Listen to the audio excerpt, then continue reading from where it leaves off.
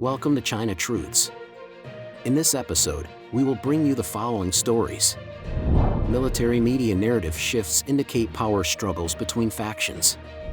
Public discontent as Chinese leader spends generously at G20 summit. Now, let's dive into the details. It's all covered in today's China Truths. Military media narrative shifts indicate power struggles between factions. As Chinese leader Xi Jinping embarks on visits to Peru and Brazil, a noticeable shift in the tone of Chinese military media has sparked discussions about internal power dynamics within the CCP. Before Xi's departure, military publications heavily emphasized studying the spirit of the Central Military Commission Political Work Conference, with frequent mentions of Xi Jinping. However, once she left Beijing, the focus shifted abruptly to the spirit of the 20th Central Committee's third plenum, with no mention of Xi's name. Analysts interpret this subtle change as a reflection of intense infighting between pro-Xi and anti-Xi factions. Xi is scheduled to attend the APEC leaders' informal meeting in Peru and the G20 summit in Brazil, alongside state visits to both countries. He arrived in Lima, Peru, on November 14. Before Xi's departure, the military's PLA Daily published articles emphasizing the Beijing garrison's study of the Central Military Commission Political Work Conference held in June in Yan'an. These articles highlighted Xi's speeches and the importance of fostering political loyalty. On November 14, PLA Daily continued to feature discussions of Xi's remarks and calling for CCP members to cherish integrity like life itself. However, on November 15, a day after Xi arrived in Peru, PLA Daily shifted its focus. The front page featured an article about the 78th Group Army studying the Third Plenum's directives, with no mention of Xi or his strong military thought. The Third Plenum, held in July, had been accompanied by rumors about Xi's health, including allegations of a stroke, a coup attempt, and even emergency medical interventions. These rumors contributed to speculation that Xi's control during the plenum was not absolute. US-based political analyst Chen Pokong observed that the abrupt narrative change in military media indicates factional struggles. The third plenum, unlike the Central Military Commission meeting, was reportedly not under Xi's full control, lending credence to the theory of factional resistance. Chen noted the article's focus on the 78th Group Army, a unit with close ties to Zhang Youxia, vice chairman of the Central Military Commission and a known ally of anti-Xi factions. The omission of Xi's name and theories in the November 15 article, Chen argued, subtly challenges Xi's authority and underscores the ongoing struggle between his allies and rivals. The 78th Group Army, under the Northern Theater Command, has a long history of association with Zhang Youxia. The group's former commander, Wu Yanan, is regarded as a key figure in this dynamic. Born in 1962, Wu rose through the ranks under Zhang's mentorship. He has held multiple high-profile positions, including commander of the 78th Group Army, deputy commander of the Northern Theater Command, and deputy chief of the Joint Staff Department. In 2024, Wu was appointed commander of the Southern Theater Command, having previously served in the Northern and Central Theater Commands. Observers highlight Zhang Youxia's role in recent leadership reshuffles. In August, 3 of the 5 theater commands saw new appointments, with Zhang reportedly orchestrating the changes. These moves replaced figures seen as close to Xi, such as Wang Xiaobin, Southern Theater, and Wang Chang, Northern Theater, with Zhang-aligned commanders like Wu Yanan and Huang Ming. Analysts interpret the contrasting military media narratives as a sign of deepening factional power struggles in Beijing. The pro-Xi faction's focus on loyalty and personal authority contrasts with anti-Xi elements that leverage institutional events, like the Third Plenum, to dilute his influence.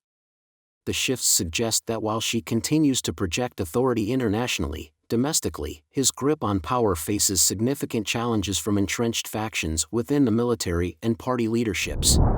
Public discontent as Chinese leader spends generously at G20 summit. Amid ongoing economic decline in China, soaring local governments' debts, widespread business stagnation, and rising household conflicts due to financial stress, public grievances have reached a boiling point. These issues are compounded by the judicial injustice and frequent occurrences of violent crimes. Despite this, the Chinese leader Xi Jinping announced another wave of generous spending for so-called Global South countries at the G20 Leaders Summit in Rio de Janeiro, Brazil. According to China's state media Xinhua News Agency, on November 19, Xi unveiled a series of initiatives to support the Global South during the summit. She proposed 8 measures, including an additional 780 billion yuan or about nearly $108 billion in financing for the Belt and Road Initiative and 360 billion yuan or about nearly $50 billion in financial support for Africa. He also announced 100% tariff-free treatment for all the least developed countries that have diplomatic relations with China, pledging to import over $8 trillion worth of goods from these countries by 2030. According to Reuters, Beijing aims to expand its political and economic influence by increasing support and providing loans to developing countries. On China's tightly controlled Weibo platform, only a handful of pro-government comments appeared. However, on the Overseas X platform, Chinese netizens harshly criticized Beijing. The leader of the Beggars Guild, flaunting his wealth. Dealing with domestic debt while splurging abroad. Someone who doesn't care about Chinese citizens doesn't deserve to lead. International bribery while ignoring the lives of domestic people. Has the $30 billion promised recently been fulfilled? Another round of spending. Can't they let ordinary people catch a breath? The 100,000 yuan in personal debt isn't enough for their giveaways. Belt and Road? It's really killing the domestic economy.